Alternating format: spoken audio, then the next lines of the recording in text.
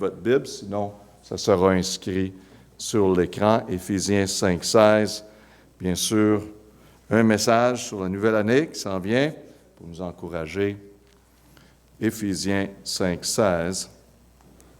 La Bible nous dit « Rachetez le temps, car les jours sont mauvais. » Rachetez le temps, car les jours sont mauvais. Charles Studd, qui était un missionnaire britannique en Chine, a écrit « On ne promet pas tous les mêmes choses dans cette vie. Certains d'entre nous connaîtront beaucoup de joie, d'autres beaucoup de chagrin. Certains auront la gloire et la fortune, d'autres rien que l'obscurité et la pauvreté. Mais une chose nous est promise à tous, c'est que notre vie se terminera bientôt et que nous nous traînerons devant le siège du jugement du Christ, selon 2 Corinthiens 5:10. Car il nous faut tous comparaître devant le tribunal de Christ, afin que chacun reçoive selon les biens ou les mal qu'il aurait fait, étant en son corps. Là, devant notre Créateur, nous rendrons compte de la façon dont nous avons utilisé les jours, nous avons utilisé les mots, les relations, les dollars, les compétences, les talents et même les opportunités que Dieu nous a confiées. Il finit en disant « Une seule vie, bientôt passée, seul ce qui est fait pour Christ durera. » Quelle motivation pour racheter le temps. Psaume 90, 12 nous dit « Enseignez-nous à compter nos jours, tellement que nous puissions avoir un cœur sage. » Racheter quelque chose signifie d'en reprendre possession. Comme exemple, le temps. On réalise peut-être qu'on a perdu notre temps à travers notre vie. Racheter ne veut pas dire qu'on peut ravoir ce temps qu'on a perdu, mais qu'on va reprendre possession. On va prendre charge maintenant, à partir de maintenant, de ce temps, puis en profiter le plus possible. Le temps est un don de Dieu. Et aucune personne ne sait combien de temps nous est alloué. Seul Dieu sait de combien de temps chacun de nous dispose sur cette terre pour prendre des décisions qui vont avoir un impact pour l'éternité.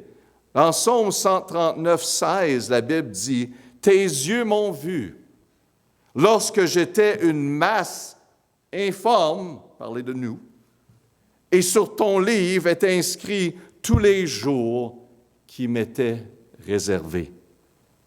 Quand aucun d'eux n'existait. » Vous savez que quand nous étions, même pas encore formés, une masse, avec nos membres de notre corps qui n'étaient pas tous ensemble encore, quand nous n'existions même pas encore, Dieu avait déjà inscrit les jours de notre vie. Vous avez vraiment un Dieu qui est impliqué dans votre vie. Sur le verset suivant, Dieu nous affirme que son amour pour nous était vraiment réel, même bien avant que nous étions nés. Dans Psaume 139, 17, « Que tes pensées me sont précieuses, ô Dieu, et combien le nombre en est grand. » Avez-vous entendu cela? La façon que Dieu nous aime. Et c'est incroyable de penser qu'il y en a qui sont en faveur de l'avortement. Ceux qui sont pour tuer des bébés innocents. Et en même temps, ces mêmes personnes vont tout faire pour conserver la vie d'un criminel qui a pris la vie d'un autre. Imaginez-vous qu'on est rendu dans notre société aujourd'hui. Mais on voit la valeur d'une vie que même quand vous n'étiez pas nés, Dieu était impliqué dans nos vies au début des débuts des débuts. C'est incroyable, l'implication. Nous sommes chacun une création spéciale et unique de Dieu, avec un certain temps pour vivre sur cette terre. Quand Dieu dit que nous devrons racheter le temps, il veut que nous vivons dans la conscience constante, que l'horloge fait tic-tac, tic-tac. Elle n'arrête pas. Jamais qu'elle arrête. Et qu'on profite au maximum du temps que nous avons, plutôt que de perdre nos journées dans des poursuites frivoles qui ne laissent aucun empreinte durable pour les autres de suivre. Les Écritures nous enseignent à être diligents en faisant le bien. Dans Timothée 3,8, cette parole est certaine. Cette parole est certaine. Et je veux que tu établisses fortement ces choses, afin que ceux qui ont cru en Dieu, c'est nous, s'appliquent à pratiquer les bonnes œuvres. Voilà les choses qui sont bonnes et utiles aux hommes. Racheter le temps, la Bible dit, car les jours sont mauvais. Tirez le meilleur parti de chaque opportunité, car les jours sont mauvais. Le monde nous lance le message d'adorer toutes sortes de dieux aujourd'hui, d'être complètement indépendant de Dieu. Toutes sortes de dieux sauf le vrai Dieu. Donc, l'indépendance de Dieu est promue partout. L'immoralité est encouragée. Les familles sont détruites, les vies sont détruites, l'homme est égoïste, jamais satisfait. Vous savez que l'homme n'est jamais satisfait. Maintenant, le message est clair, que bien et mal est bien. C'est dans nos écoles, c'est le travail de la télévision, c'est là que les foyers vont dire, que les chrétiens doivent dire, assez, c'est assez pour nous. Les jours, en effet, sont vraiment mauvais.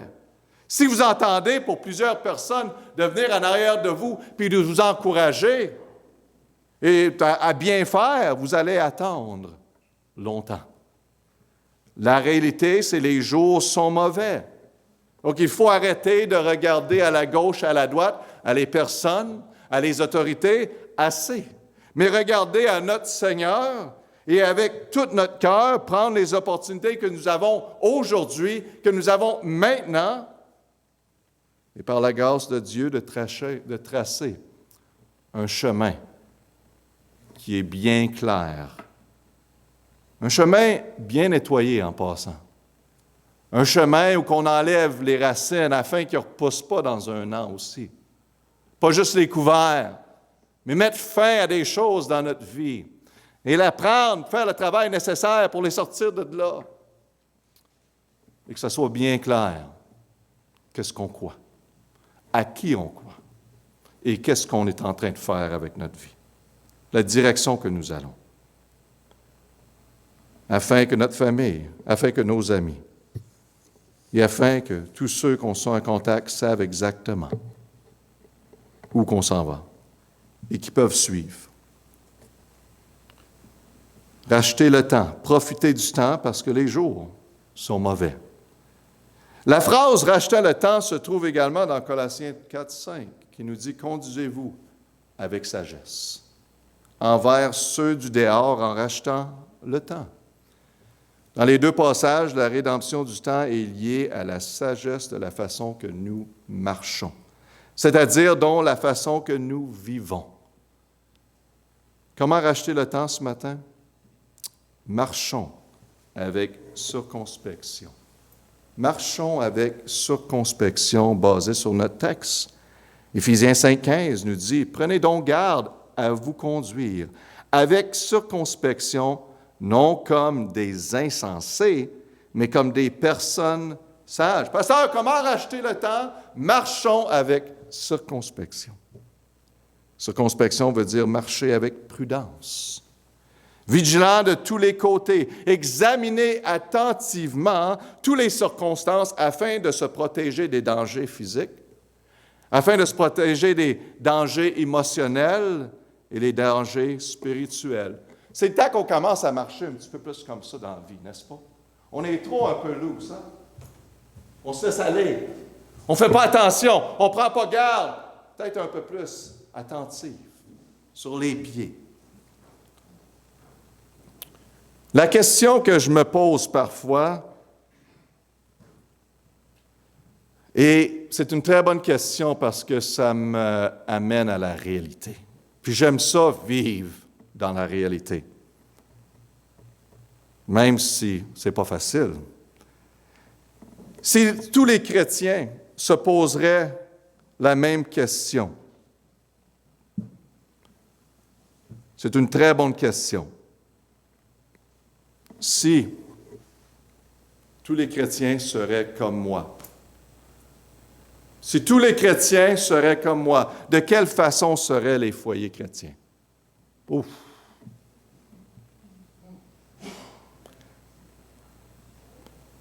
Si tous les chrétiens seraient comme moi, de quelle façon serait mon Église? De quelle façon serait l'environnement au travail? De quelle façon serait le témoignage de Jésus-Christ à travers de notre ville? C'est une question à se demander. Le texte nous dit, ne vivez pas comme des imbéciles, des insensés, ça veut dire, mais comme des sages. Vous savez que les insensés seraient du péché, la Bible nous dit dans Proverbe. Ils se moquent du péché.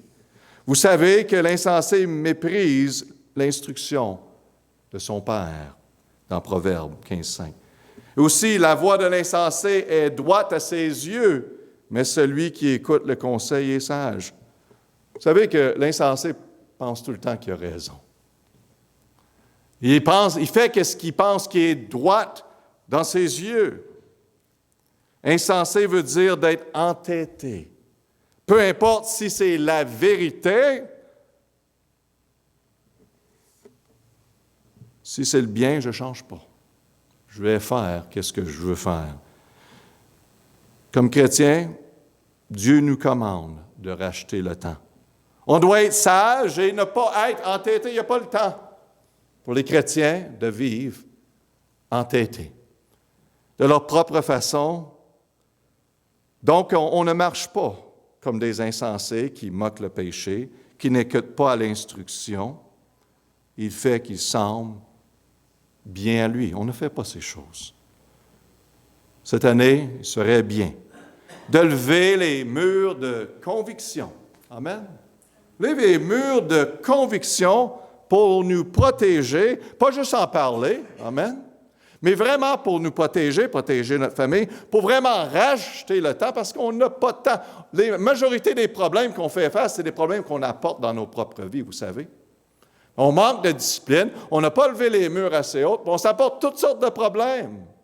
On vit les conséquences de nos problèmes qu'on pourrait éviter.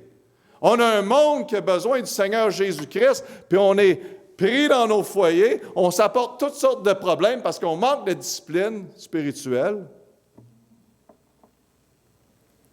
On vient à l'église, le pasteur dit « Hey, let's go! » Oh, ça ne me tente pas. On se demande pourquoi. Peut-être votre meilleur ami, c'est devenu Monsieur Téléphone. Oh, pasteur, c'est pas pour ça qu'on est venu un matin, on est venu pour manger. Bon, ben, vous allez être bien nourris. On va commencer ici. Tu dis, pasteur, pourquoi tu dis ton meilleur ami? Bien, normalement, on passe beaucoup de temps avec nos meilleurs amis. Et c'est rendu qu'on passe des heures et des heures et des heures et des heures sur notre téléphone. Pas à faire grand-chose. Et le meilleur ami, en 2023, a besoin de se faire parler d'en face. Amen. Car il prend la majorité de votre temps. Il vole votre temps avec votre Seigneur, votre famille, le temps que vous avez avec Jésus, par avant, maintenant, est mis de côté pour mon meilleur ami téléphone. Et même parfois, il vous amène dans le péché. gâche beaucoup de vie. Ce serait bien d'établir des murs de conviction en 2023. C'est pour vous. Pas ici pour rendre votre vie misérable, pour que vous avez une vie abondante, vous savez. Vous avez besoin de racheter le temps. Puis on voit qu'on s'est laissé aller à certains points. Et on ne réalise pas les conséquences de maintenant, on ne voit pas, mais ils sont réels. Donc, ce serait bien d'établir des murs de conviction pour vous. Établissez-vous en 2023 afin de protéger et se racheter le temps, pas perdre notre temps et de vraiment faire un impact pour l'éternité parce que votre vie est spéciale, a été donnée par Dieu avec un certain but, comme vous savez. Allez-y. Faites les changements nécessaires. Et s'engager à Dieu, mes amis, souvent, on pense, wow, c'est difficile ça. Non, non, c'est jour après jour, on se lève le matin, puis on choisit de se mettre la face dans la parole de Dieu, puis de crier à Dieu pour de l'aide, amen, et de glorifier Dieu. C'est chaque jour. Il n'y a rien de magique, spectaculaire. On n'attend pas pour une manifestation, on s'applique chaque jour. On se donne à Dieu. Dieu utilise ma vie, amen. On est des simples personnes. Et Dieu fait son travail. Mais c'est bien de se souvenir, dans notre texte, ici, quelques versets, avant, dans le même chapitre, nous avertit de ces choses qui vont prendre notre temps, qui vont ruiner nos vies. Éphésiens 5, 3 et 5. Que ni la fornication, que ni aucune impurité, ni l'avarice, ni soi-même, ne soit même nommé parmi vous, comme il convient à des saints. Ni aucune parole dishonnête, ni bouffonnerie, ni plaisanterie, qui sont des choses malséantes, mais qui entendent plutôt des actions de grâce. Car vous savez ceci, qu'aucun fornicateur ou impudique ou avare qui est un idolâtre n'a part à l'héritage du royaume de Dieu. On est en trouble aujourd'hui. Un leader a dit, sans la moralité, une république peut seulement subsister pour peu de temps. J'aimerais ajouter, sans la moralité, un foyer peut seulement subsister pour peu de temps. J'aimerais ajouter, sans la moralité, une église peut seulement subsister pour peu de temps. C'est la réalité. C'est pour notre bien, c'est pour notre protection. C'est pour que, comme chrétiens, qu'on rachète le temps. Si nous allons être déterminés à racheter le temps, cette année, un mur de moralité, basé sur la parole de Dieu. Hein? On ne fait pas juste bâtir des murs pour rien, c'est vraiment basé sur l'enseignement qui est clair, sur la parole de Dieu, doit être élevé, premièrement dans nos vies, dans nos foyers, dans notre église, dans notre école, à notre travail, est toujours élevé, ou importe comme vous. « Oh, pasteur, tu ne comprends pas. » Oui, je comprends. Oui, je comprends que ce n'est pas facile. Oui, je comprends. Mais vous savez, quand on prend l'habitude de quelque chose, là, ça devient une habitude, puis ça devient de plus en plus facile. Dans le milieu de travail, on lève le mur de la conviction. Si vous n'aimez pas ça, vous pouvez aller à quelque part. OK? Amen. C'est tout. Je suis très sympathique vers le monde, j'essaie de leur montrer, mais le monde, des fois, ne comprend pas. Puis c'est pas mon problème, ça. Moi, qu'est-ce que je dois faire? C'est suivre la parole de Dieu, aimer le monde. Amen. Venir debout pour le Seigneur. Et je vais vous dire, à travers de ça, de se tenir debout dans un milieu qui est difficile, vous savez que les personnes ont toujours apprécié à long terme, peut-être pas à ce moment-là. Mais c'est des personnes qui sont revenues, quand il y avait des problèmes, sont venues me voir. Hey, c'est vrai qu'est-ce que tu as dit. Parce que la vérité est la vérité, n'est-ce pas? Et ça aide le monde. Comment racheter le temps? Marcher avec circonspection. Deuxièmement, marcher dans la volonté de Dieu. Comment racheter le temps basé sur notre texte? C'est pourquoi, Éphésiens 5, 17, ne soyez pas sans prudence, mais comprenez quelle est la volonté du Seigneur. Ça veut dire ici, n'agissez pas sans prudence. Prenez pas ça aux légères. la volonté de Dieu, que ce n'est pas si important que ça pour moi, pour ma vie, d'être indifférent. Mais comprenez ce que le Seigneur veut que vous fassiez. Quelle est la volonté de Dieu? Et maintenant, on a toutes sortes de personnes qui disent, c'est quoi la volonté de Dieu? Cette histoire-là a porté beaucoup de chrétiens en confusion. Mais la parole de Dieu est très simple. La Bible nous dit dans Jacques 4, 14, 15, « Or, vous ne savez pas ce qui sera de demain, car qu'est-ce qui est votre vie?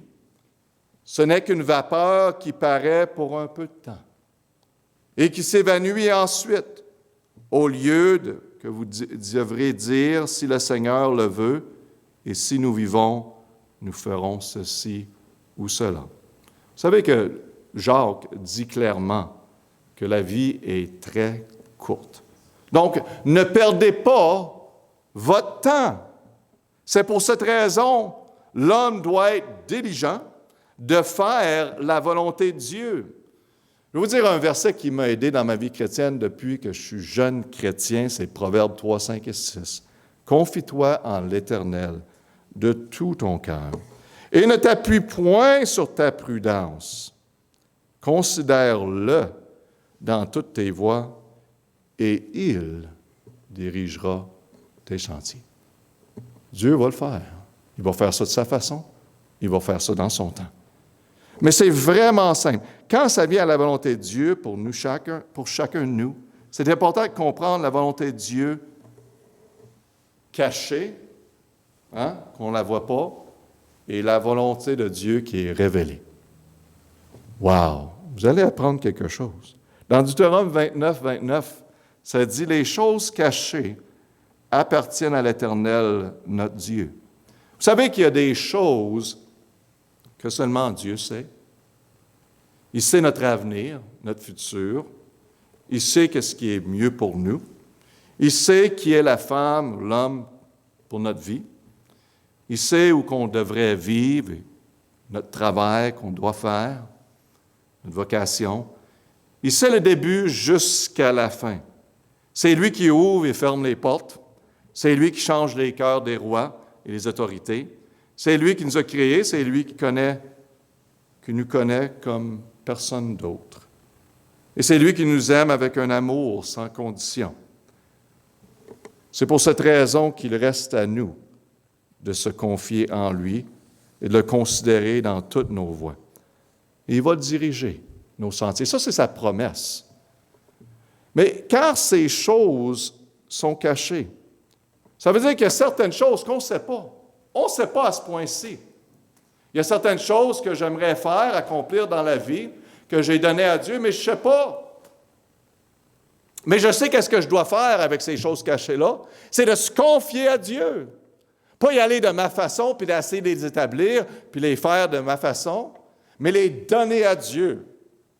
Comme vous êtes jeune homme ici, il y a des jeunes hommes, vous n'êtes pas mariés, il y a une femme pour vous, jeune fille, en as-tu? Amen. Il y a quelqu'un pour vous, il n'a pas 50. Amen. Ce n'est pas un jeu, ceci.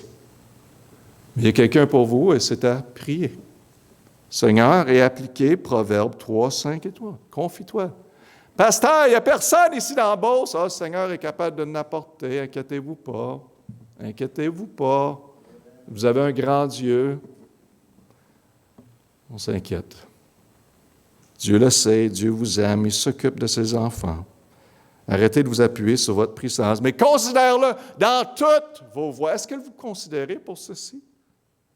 Et il dirigera tes sentiers. Et je vais vous dire quelque chose, qu'est-ce que Dieu fait? Il fait bien. Il fait beaucoup mieux que nous puissions le faire. Amen. Oh, amen. Amen. Amen. Son travail est parfait. Et dans son temps, il va l'accomplir. Il y a certaines choses qui vous troublent aujourd'hui. Vous ne savez pas quoi faire. Je vais vous dire quelque chose, vous ne pouvez jamais vous tromper de faire ce que Dieu dit de faire. Confiez-vous en lui. Et appuyez-vous en lui et non sur votre prudence. Il va diriger. Les choses cachées appartiennent à Dieu. Qu'est-ce qu'il faut faire? C'est simplement reconnaître que ça appartient à Dieu, ça n'appartient pas à vous. C'est à donner ces choses à Dieu. Dieu, je te donne mon futur. Tu sais mes désirs et Dieu sait vos désirs. Il sait qu'est-ce que vous voulez faire. Il y a certaines choses qui sont devant moi, puis sont rendues sur le bord, là, sont à veille d'éclater. Mais tu sais quoi, ils ne sont pas encore là. J'aimerais ça, j'ai le désir de faire ces choses, d'accomplir, d'aller ici, faire ça. Mais Dieu va faire son travail. Et quand c'est le temps, boum, il va le révéler. Il va mettre les choses en ordre. On ne sait pas le futur, mais Dieu le sait. Et sait qu'est-ce qui est le meilleur pour nous. Son timing est toujours parfait. Pour cette raison, comme enfant de Dieu, simplement dire, Dieu, dirige-moi vers la personne que tu veux que je passe ma vie avec. Dieu, je te donne ma famille, qui est à une grande distance en Afrique, amen, dans un autre pays, amen. Ces gars-là, ça fait des années qu'ils attendent pour leur femme, pour leur famille. C'est pas évident. Dieu, je te donne ma famille, afin qu'on soit réunis. Son temps est parfait. Son temps est parfait. C'est pas facile. Dieu, donne-moi la sagesse pour mieux comprendre ma classe. Dieu, guide-moi pour voir pour les besoins, pour l'achat de ce véhicule, l'achat de cette maison. Donne-moi la sagesse afin que je vive à la bonne place. Parce que je veux être un témoin, je veux être entouré des bons voisins. Dieu veut être impliqué dans chaque aspect de notre vie. Et c'est toujours ce qui est de mieux pour nous. Dieu dirige ma journée pour encourager une personne. Dieu, donne-moi la sagesse, les paroles dans une situation difficile. Ça, c'est des choses cachées, on ne sait pas. La seule chose qu'on peut faire, c'est de donner à Dieu et offrir à Dieu. Et Dieu va faire son travail. Mais la deuxième partie de Deutéronome, dans 29, j'aime bien. Mais les choses révélées sont pour nous et pour nos enfants à jamais, afin que nous mettions en pratique toutes les paroles de cette loi. Donc, il y a des choses qui sont cachées dans la volonté de Dieu. L'avenir, le futur, les personnes impliquées dans notre vie, tout ça. Mais il y a des choses qui sont déjà révélées dans la volonté de Dieu, qui sont déjà claires, sont déjà écrites dans la parole de Dieu. Et qu'on doit simplement maintenant les suivre. Les choses révélées sont les choses que Dieu a placées dans sa parole pour nous de mettre en pratique et de suivre. C'est la volonté de Dieu qui est déjà révélée pour nous. Elle est écrite pour nous. Elle reste à mettre simplement en pratique par les chrétiens et l'appliquer.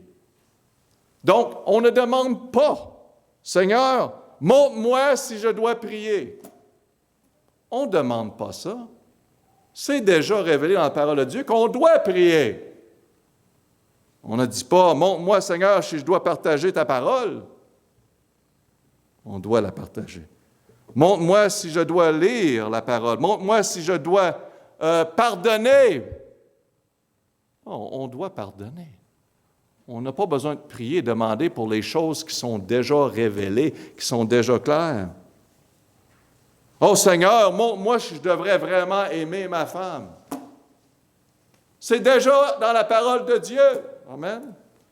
Une femme dit, Seigneur, montre-moi si je devrais honorer mon mari. Non, c'est déjà écrit, on doit le faire parce que la Bible le dit, la parole révélée le dit. Montre-moi, Seigneur, si je devrais laisser ce péché de côté. C'est déjà révélé qu'on laisse le péché. Amen. Qu'on demande pardon. Montre-moi, Seigneur, si je devrais obéir à mes parents. C'est des choses qu'on doit faire. Ces choses sont déjà révélées. Les réponses sont déjà écrites dans la parole de Dieu. Pas besoin de regarder. Non. Pas besoin de demander conseil, simplement le faire et le mettre en pratique. Gardez votre vie simple. Vous savez, la vie est compliquée parce qu'on ne met pas la parole de Dieu en pratique. On essaye de justifier. On apporte des personnes dans tout ça pour essayer de justifier où qu'on est et qu'est-ce qu'on est en train de vivre. au lieu de simplement suivre et d'appliquer la parole de Dieu dans notre vie. Donc, comment racheter le temps en finissant? Marchons avec circonspection. Numéro 2, marchons dans la volonté de Dieu et finalement, marchons remplis de l'Esprit basé sur notre texte. Éphésiens 5, 18, ne nous enivrez point de vin qui mène au dérèglement, mais soyez remplis de l'Esprit. Et vous savez que ce verset finit avec une semi-colonne qui veut dire que ça continue, qu'on va continuer. Racheter le temps signifie que nous sommes prudents dans notre façon de vivre. Et nous évitons les activités vides et nocives comme se boire trop d'alcool, saouler, merci. Ça ne m'arrive pas souvent, donc, ou jamais, excusez-moi. Car cela va gâcher la vie d'une personne, dans le même sens comme que l'homme insensé va se remplir de vin, qui va gâcher sa vie, le chrétien doit être rempli de l'Esprit, qui l'apporte à vivre une vie abondante. Quand on parle d'être rempli de l'Esprit, il y en a qui pensent que ça veut dire voir des manifestations spéciales. Hein? On attend pour le prochain mouvement. On va à l'Église pour voir quelque chose. Oh my! On est tout à l'envers dans côté chrétien aujourd'hui. On magasine différentes églises pour voir qui va démontrer une plus grande manifestation. On l'a toute la manifestation. Il reste à la suivre, à la mettre en pratique. Amen. Amen. But ça, c'est trop compliqué, pasteur. Montre-nous quelque chose d'autre. Fais un spectacle. Fais quelque chose qui va bouger, qui va me faire sentir comme l'Esprit. On va commencer à parler à des sortes de langues inconnues. Ça, c'est rendu... on est en trouble aujourd'hui, je vais vous dire. Les chrétiens cherchent pour des signes, symboles, qui sont diaboliques. Et c'est pour ça qu'on est rendu où nous sommes dans les églises aujourd'hui. On cherche les manifestations au lieu de chercher de se consacrer à Dieu. Toutes sortes de folies sont faites dans les églises, à travers des réseaux, pour apporter la gloire à l'homme, pour se sentir plus sauvé que les autres, plus proche de Dieu que les autres.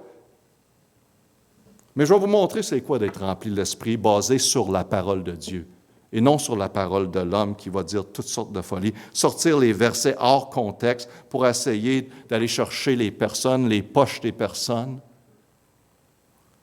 C'est partout à travers notre monde. C'est pour ça qu'on doit être des personnes de la parole et connaître la parole. Puis quand on voit ce désordre-là de l'esprit qui est mentionné, les églises, le monde tombe à terre et agit comme des fous et qui cherchent des signes et des manifestations, on reconnaît que ce n'est pas la vérité. Ce n'est pas ça que Jésus a enseigné. Ça ne vient même pas de Dieu. Et si la Bible nous dit, qu'est-ce que ça veut dire d'être rempli de l'Esprit? C'est bien dit dans le texte. La parole de Dieu nous dit, premièrement, d'être rempli de l'Esprit. C'est que la parole de Dieu est partagée et glorifiée à travers des chants. Amen. Éphésiens 5, 19 dit bien, « Entretenez-vous ensemble par des psaumes, des hymnes et des cantiques spirituels, chantant et se modant de votre cœur au Seigneur. » Être rempli de l'Esprit, semi-colonne, ça continue. On continue avec les autres versets. Ça veut dire que la parole de Dieu est partagée et glorifiée à travers des chants basés sur Éphésiens 5, 19.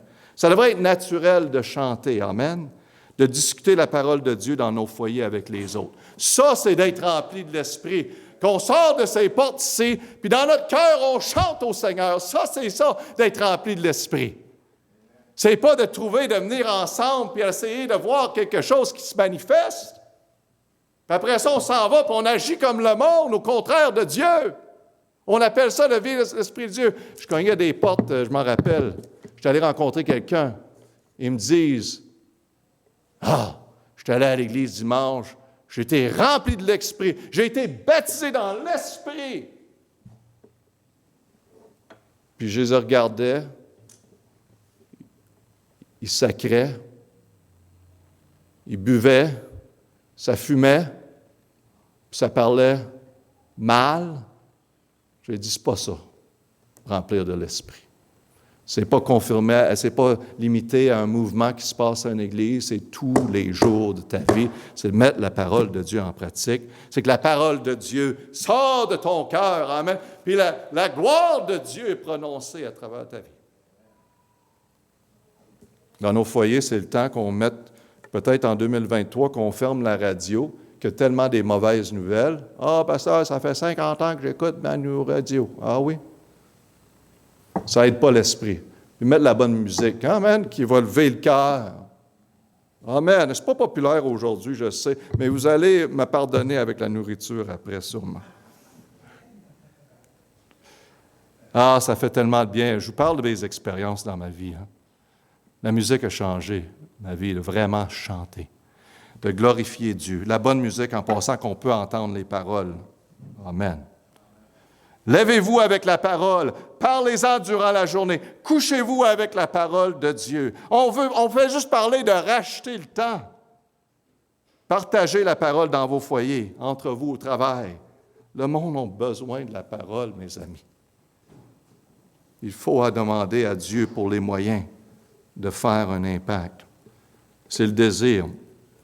Il y a 2 semaines, je parle avec Averti tous les jours, bien sûr, avec tout ce qui se passe, mais j'ai pensé à notre ministère. Puis je veux tout le temps aller à la prochaine étape. Je n'arrête pas de penser qu'est-ce qu'on peut faire de plus. Puis j'ai dit, où qu'on a nos instituts bibliques, là, on peut-tu avoir une journée spéciale où qu'on ne va pas seulement viser les Autochtones, mais aussi toutes les Bantous. J'ai dit, combien que tu penses qu'il y en aurait qu'on pourrait être en contact avec ces personnes-là? Ah, il dit, pasteur, ça va être beaucoup de personnes. Bon, beaucoup pour moi, c'est ça. Allons-y, let's go. Amen. Allons-y. Donc, il est allé au travail, on communiquait avec l'équipe et on a eu une journée de à peu près 200 étudiants. On va vous montrer ça, là, c'était vraiment incroyable. La parole de Dieu, on a prêché le message ici, on l'a enregistré avec un message clair du salut, avec tout leadership et aussi salut. Et vraiment, c'est incroyable qu'est-ce que le Seigneur fait. Mes amis, on est des simples personnes, il faut juste s'appliquer à l'œuvre de Dieu. Il faut racheter le temps, parce qu'il y a peu de temps, et il faut se donner à l'œuvre de Dieu. Amen. Et tu sais quoi? Je suis l'homme le plus heureux. C'est excitant, n'est-ce pas? C'est merveilleux. Donc, let's go, allons-y, les amis. Poussez-moi si je ne vais pas assez vite. Venez en arrière de moi, poussez-moi, puis je vais vous laisser me pousser. Let's go. Amen. Pour la gloire de Dieu. Amen. Et d'être rempli de l'Esprit, c'est, oui, que la parole de Dieu est partagée et glorifiée à travers des chants, mais bien sûr, c'est aussi basé sur notre texte, Éphésiens 5, 20. C'est de rendre grâce à Dieu. Rendre grâce toujours pour toutes choses à Dieu le Père, au nom de notre Seigneur Jésus-Christ. Rendre grâce à Dieu. Un cœur qui rend grâce à Dieu. Paul dit, je suis qui je suis par la grâce de Dieu. On rend grâce à Dieu pour notre liberté, amen, pour notre nourriture, pour notre foyer, pour notre éducation, pour l'Église, pour la communion fraternelle. On rend grâce à Dieu. Vous savez que c'est facile de chialer, de se plaindre, d'avoir un cœur de gratitude, de rendre grâce à Dieu, est vraiment une démonstration de l'Esprit de Dieu. J'ai vu des personnes à travers de ma vie qui étaient malades, qui avaient des vies difficiles, mais des chrétiens. Pasteur, c'est merveilleux d'être sauvé. Oh, on aurait pu parler de ce qui se passait dans leur vie, mais ils ne voulaient pas. Hey, merci Seigneur qui m'a sauvé, que je suis son enfant. C'est ça que j'attendais toujours. Quel témoignage! Rendre grâce à Dieu est une démonstration que l'Esprit de Dieu est en nous. Et en finissant, soumettez-vous les uns les autres. C'est une démonstration que l'Esprit de Dieu est en nous, qu'on est rempli de l'Esprit. D'avoir l'Esprit où qu'on est reconnaissant un vers les autres. Hey, pas de problème. On est là pour chercher la paix. Ça, c'est l'Esprit de Dieu dans l'homme, mes amis. Mais non, on aimerait mieux avoir une manifestation. Voir un Jésus apparaître. Non. La vie chrétienne, c'est tous les jours de notre vie. C'est rendre gloire à Dieu, le glorifier, rendre grâce. Soumettez-vous les uns les autres. Ceci est une démonstration d'être rempli de l'Esprit. Jésus dit, le plus grand d'entre vous est le serviteur, le chef. Quand on a cet esprit-là de servir les... Ah non, non, non, hey, laisse-moi faire ça. Hey, non, non, non, non, laisse-moi t'aider. Vous savez que ça, c'est une démonstration. Hey, je suis ici. Hey, volontaire, hey, je suis ici. C'est les personnes les plus heureuses, je vais vous le dire. D'essayer de tout garder pour nous-mêmes, ma vie, mon temps, mon argent, tout ça. Vous pouvez le faire. Tout le monde a le droit de faire ce qu'il veut faire. Mais on vit les conséquences de penser à nous-mêmes aujourd'hui. Le Seigneur a beaucoup plus pour nous. Allons-y. En finissant, Jacques 4, 14 et 15 nous dit bien que la vie est courte, que c'est une vapeur, ça s'évanouit. Si le Seigneur le veut, sinon vivons, nous fera ceci et cela. Jacques le dit, de ne pas perdre notre temps. Racheter le temps. Donc, allez, chrétiens, réglez les péchés qui vous empêchent d'avancer cette année. Allez pardonner la personne qui vous a offensé, que vous avez mis de côté. Pensez que ça allait se régler. Allez-y, mettez en règle votre vie. C'est le temps. C'est le temps. Commencez. Allez pour accomplir cette année l'appel.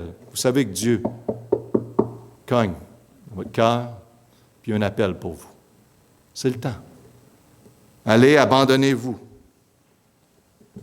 à donner votre vie à votre Dieu. Allez et venez à Jésus-Christ pour le salut. Si vous n'avez jamais été sauvé, venez à lui pour le salut de votre âme. Rachetez le temps, la vie est courte. On va prier. Notre Père, on te remercie pour la parole de Dieu. Et c'est sûr un message qui a pris un peu plus de temps que normal, mais Père, c'est tellement nécessaire pour nous, durant l'année qui s'en vient, de racheter le temps. Et Père, c'est mon désir, bien sûr, enseignant la parole de Dieu, qu'on se donne entièrement à toi et que tu fasses ton œuvre. Donc, s'il y a quelque chose dans nos vies, parle à nous, chacun de nous, de façon personnelle. Et mets ton doigt sur cette chose qui nous empêche. Ou mets ton doigt sur les choses qu'on doit commencer à appliquer dans notre vie pour vraiment racheter le temps. On te donne gloire pour ce temps et Père, on te demande de bénir ta parole maintenant, au nom de Jésus. Le piano va jouer, on va prendre un moment avec le Seigneur.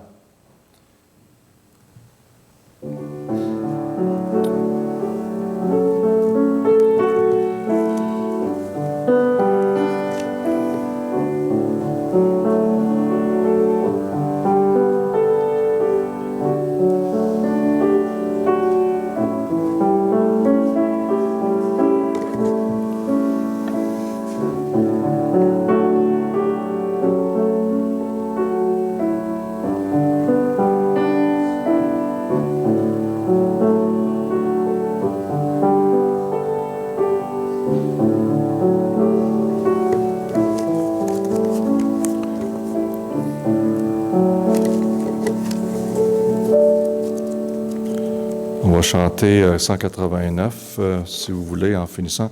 Cherchons d'abord le royaume de Dieu. Amen. Gloire à Dieu. On chante au Seigneur.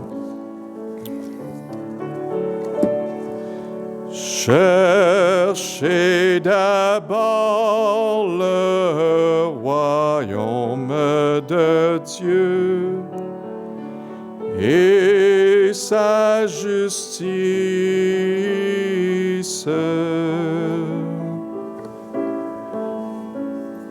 et toutes ces choses vous seront données en plus. Alléluia, Alléluia. Amen. Gloire à Dieu. Seigneur vous bénisse. On va compléter avec prière et par la suite, on vous invite tous à venir au salle. Si vous avez des questions au sujet du message, au sujet du salut ou quoi que ce soit, s'il vous plaît, prenez le temps. Contactez, venez me voir, venez m'en parler, ça me fera plaisir de parler avec vous. Gloire à Dieu.